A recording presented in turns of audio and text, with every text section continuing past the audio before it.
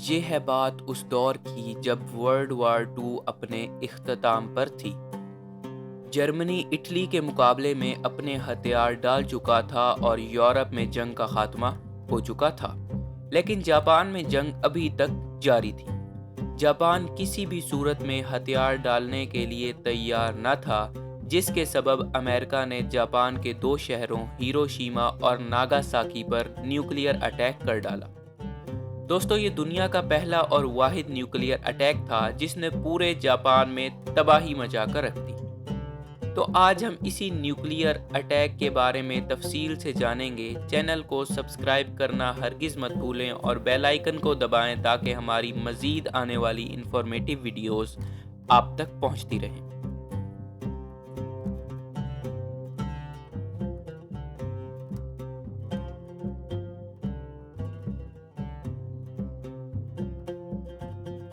دوستو، world war to کا آغاز 1 ستمبر 1939 میں اس وقت ہوا جب جرمنی نے پولینڈ پر حملہ کر ڈالا۔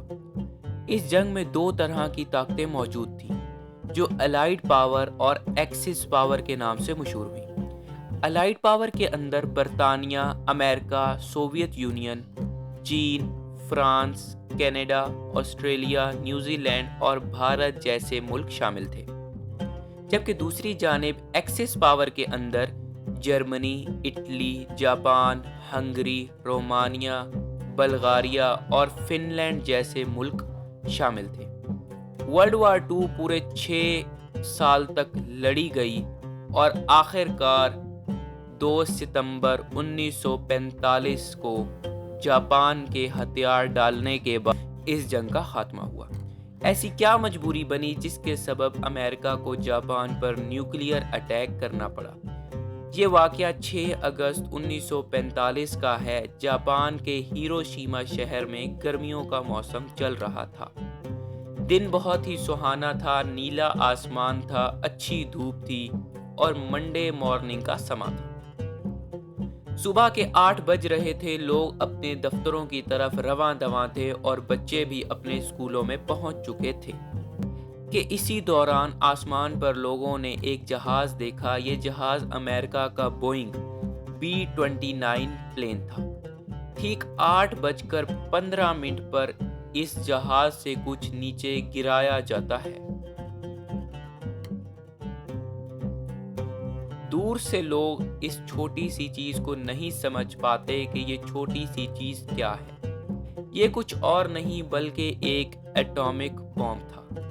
ایگزیکٹلی 43 سیکنڈ تک یہ ایٹامک بم نیچے گرتا رہتا ہے اور اس کے بعد ایک زوردار دھماکہ ہوتا ہے، جس کے بعد ہر چیز فنا ہو جاتی ہے۔ زمین کا ٹیمپریچر 4000 سیلسیس تک پہنچ جاتا ہے اور ہر چیز پگھل جاتی ہے۔ صرف چند ہی سیکنڈ میں 80,000 سے زائد لوگ مارے جاتے ہیں۔ اس کے بعد سب کے ذہن میں یہی سوال اٹھتا ہے کہ کیوں گرایا گیا یہ بم؟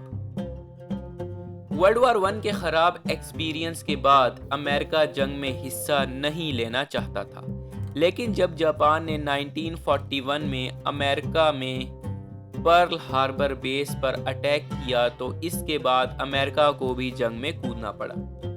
ورلڈ وار 2 کے دوران جاپان مختلف ملکوں پر قبضہ کر رہا تھا جو آج کے دور میں ویتنام اور کولمبیا کے طور پر جانے جاتے ہیں۔ دوسری جانب ورلڈ وار 2 کے دوران ہٹلر بھی بہت سے علاقوں پر اپنا قبضہ کر رہا تھا۔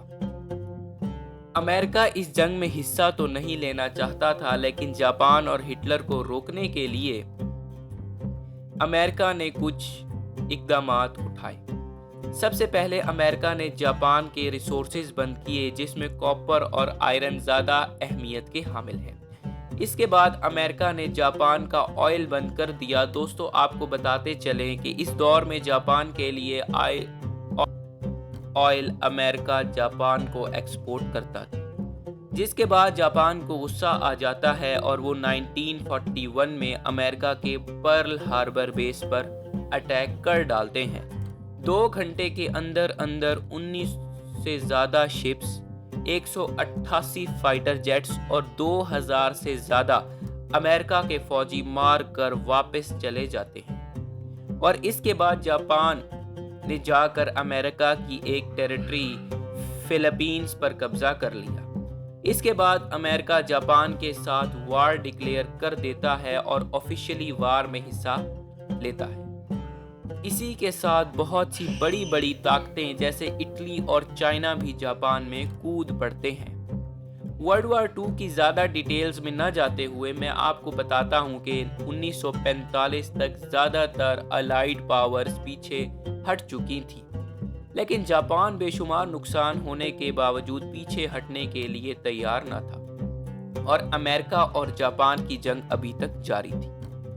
جب امریکہ کی بے شمار کوششوں کے بعد بھی جاپان نے سرنڈر نہ کیا تو امریکہ نے جاپان کے خلاف ایک آخری بڑا فیصلہ کیا، جسے نام دیا جاتا ہے مشن ڈاؤن فال۔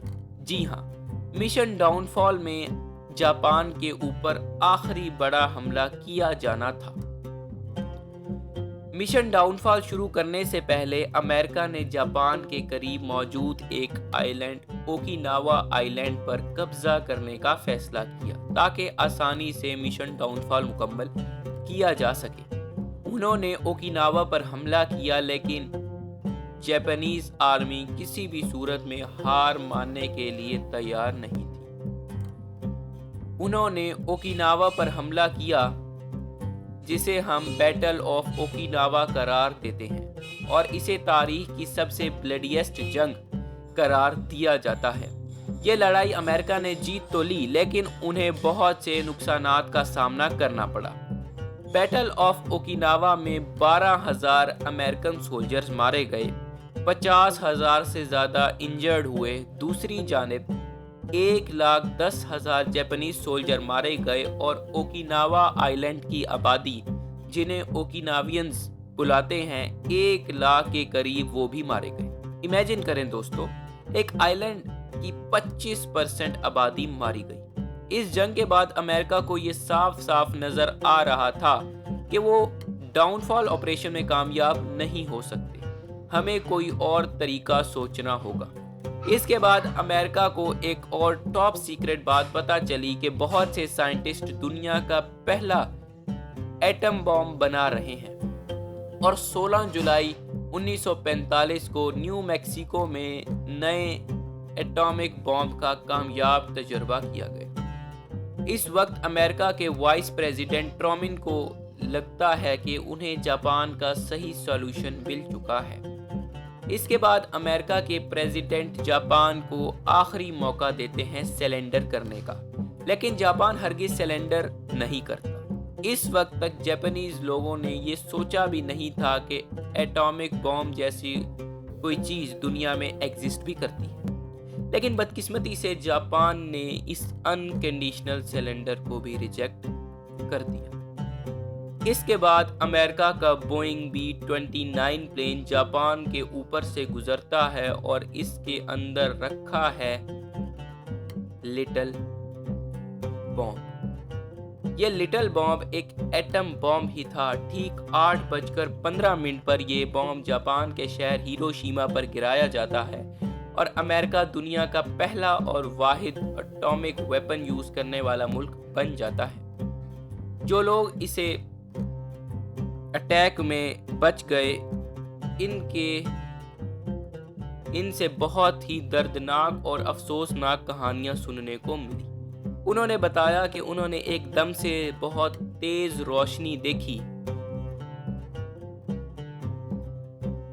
جس کے بعد بہت سے لوگ اندھے ہو گئے، اور اس کے بعد ایک زوردار دھماکہ سنائی دیا۔ وہ آواز اتنی شدید تھی جس کے سبب بہت سے لوگ گونگے بھی ہو گئے، اور زمین کا ٹیمپریچر 4000 سیلسیس تک چلا گیا، جس سے ہر چیز کو پگھلا کر رکھ دیا۔ دوستو، بہت ہی انبیلیویبل تھا یہ سب کچھ۔ ہیروشیما کی 70% سے زیادہ بلڈنگز تباہ و برباد ہو گئی تھی۔ شہر اب شہر بچا ہی نہ تھا۔ جو لوگ اس حملے میں بچے تھے وہ پانی کے لیے ترس رہے تھے، اور اس کے 1 گھنٹے بعد بارش شروع ہو گئی۔ بچے ہوئے لوگوں کو لگا کہ یہ بارش ان کے لیے بہت ہی فائدہ مند ہے، لیکن بارش بلاسٹ کے بعد ہونے والے ری ایکشن کے سبب ہوئی تھی۔ جس کی وجہ سے آسمان کے کالے رنگ کی بوندیں ٹپک رہی تھی. ایسا لگتا تھا جیسے آسمان سے گریس ٹپک رہی ہو، اور یہ بھی بے حد زہریلی تھی. اتنے بڑے بم دھماکے کے بعد بھی جاپانیز امپائر نے سرنڈر کرنے سے منع کر دیا.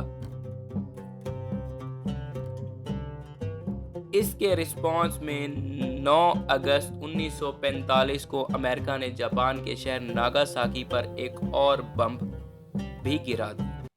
ایک اور امریکن بوئنگ B-29 جاپان کے شہر ناگاساکی میں داخل ہوتا ہے، اور ٹھیک 11 بجے ایک اور نیوکلیئر بم جاپان کے شہر ناگاساکی پر گرا کر چلا جاتا ہے.